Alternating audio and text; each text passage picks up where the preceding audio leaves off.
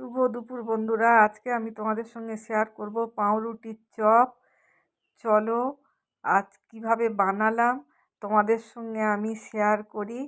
আজকে মানে সকাল থেকে বৃষ্টি হচ্ছে, চপ তেলে ভাজা খাওয়ার ইচ্ছে হলো। চলো, আমি নিয়েছি এখানে পাউরুটি, আর নিয়েছি এখানে লঙ্কা কেটে, কাঁচা লঙ্কা, পেঁয়াজ কেটে নিয়েছি, রসুন ছাড়িয়ে নিয়েছি, আর চিংড়ি মাছ কয়েকটা নিয়েছি, চিংড়ি মাছ ছিল বলে, না থাকলেও হবে।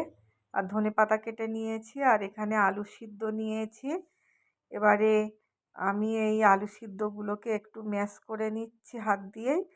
কড়াইতে রসুনগুলোকে ছোট ছোট করে কেটে নিয়েছি, নিয়ে তেলের মধ্যে প্রথমে একটু ভাজা ভাজা করে নিলাম, আর চিংড়ি মাছগুলোকেও ছোট ছোট করে কেটে নিয়েছি। আর হলুদ আর লবণ সামান্য সামান্য দিয়ে দিলাম, দিয়ে এবারে পেঁয়াজ কুচিগুলো দিয়ে দেব। পেঁয়াজ পুরো ভাজবো না, মানে আধা ভাজা হয়ে গেলেই আমার ভাজা হয়ে গেছে। আমি এবার ঠান্ডা করে নেব। এবারে আমি একটা বোলের মধ্যে পাউরুটিগুলোকে ধুয়ে একটু মেখে নিয়েছি, আর এই পেঁয়াজ রসুন আর চিংড়ি মাছ ভাজাটা দিয়ে দিলাম। আর এবারে দেব সামান্য পরিমাণ মতন লবণ আর হলুদ আর জিরে গুঁড়ো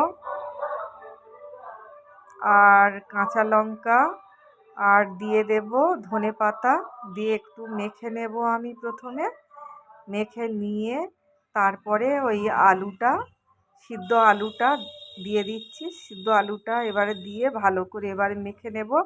নিয়ে যেমন হাতে তেল দিয়ে বল বল করে একটু চ্যাপ্টা করে, যে যেমন শেপ দেবে, আমি এইরকম চ্যাপ্টা চ্যাপ্টা শেপ করে নিয়েছি।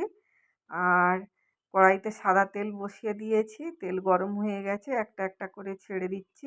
একদম লো ফ্লেমে ভাজতে হবে বন্ধুরা, কেননা হাই ফ্লেমে মানে ফ্লেমে ভাজলে পুড়ে যাবে।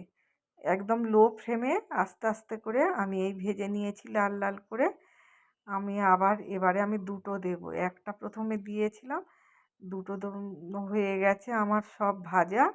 আর ওখানে আমি নিয়েছি কাসুন্দি, আর ষষ্ঠীর সময় মিষ্টির রস ছিল, আর তেঁতুল দিয়ে চাটনি বানিয়েছিলাম। ওই চাটনিটা আমি একদিন তোমাদের সাথে শেয়ার করব, নিয়ে নিয়েছি। এবার একটু টেস্ট করে দেখি।